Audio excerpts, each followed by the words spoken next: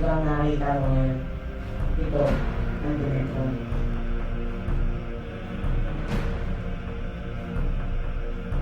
Nag-program siya ng isang namumuno sa loob na ito, kung saan doon niya nilagay ang buong katawan niya bilang isang 3-dimensional at yun ang aking ama.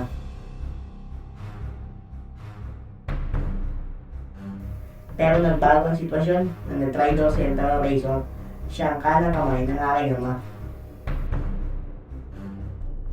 Nakontrol niya ang mga kawal at tuloy ang inado ang pag-aari mula sa aking ama. Kinunong niya ang kawawa kong ama, binalak niya nga ako paslain. Pero mabilis namin nilisan ang kariyan. Sa tulong ni Norton, siya ang nilikha ng Professor Gustom upang bantayan ako. Pero bakit ako? Ba't ako napunta dito? Sandali! Hindi pa ako tapos. Hindi lang ito ang gustong pagharian ni Emperor Razor. Kung hindi, pati ang mundo niyo. Gusto niyang pasukin ang mundo ng mga tao. 3 araw na nakakalipas. Nakausap ko si Professor Gustom. Hindi na niya makontrol ang mga nilikha niya. Babalik daw siya sa mundo niyo upang sirain ang 3D Gate City na ito ang nagsisilbing daanan ng mga tao papunta sa mundong ito bago pa matuklasan ni Emperor Razor. At muli daw siyang babalik para ikulong ang sarili niya dito at hindi na babalik sa mundo niyo at tuluyang ikulong ang sarili dito.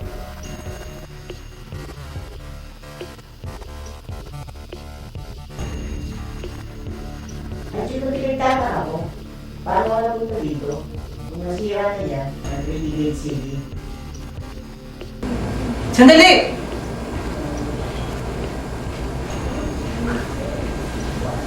Yung safing nakuha kong mga pinapangga sa tulay.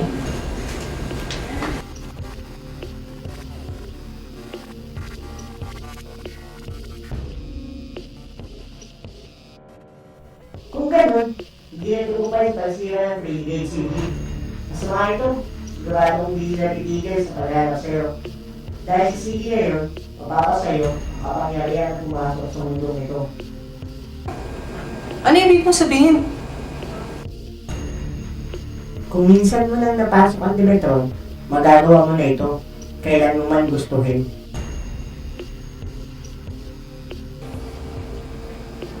Pero paano ako makakabalik sa mundo namin? Tanging si Professor Gustom lang ang nakakalam ng bagay na yun.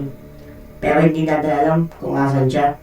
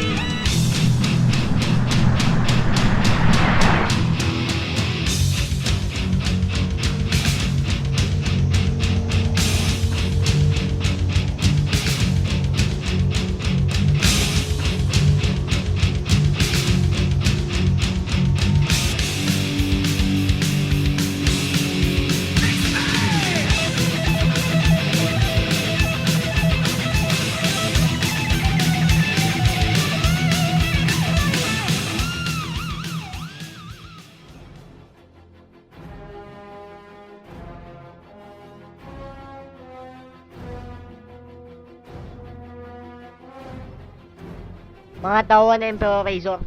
Ang alam lang gawin ay sumunod sa utos ni Razor. Gusto ko nang umuwi. Parang awa nyo na. Tulungan nyo ako.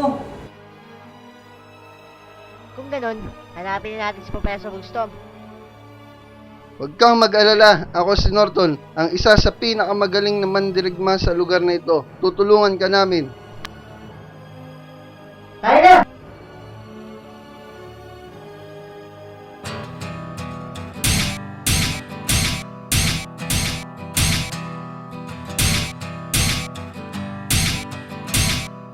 Sabihin mo. Sabihin mo. Ano bang pakiramdam maging tao? Hindi yata ang pinakamahirap sa dating tanong na tanggap ko. Pero marami sa amin ang nakalimutan na kung paano maging tao.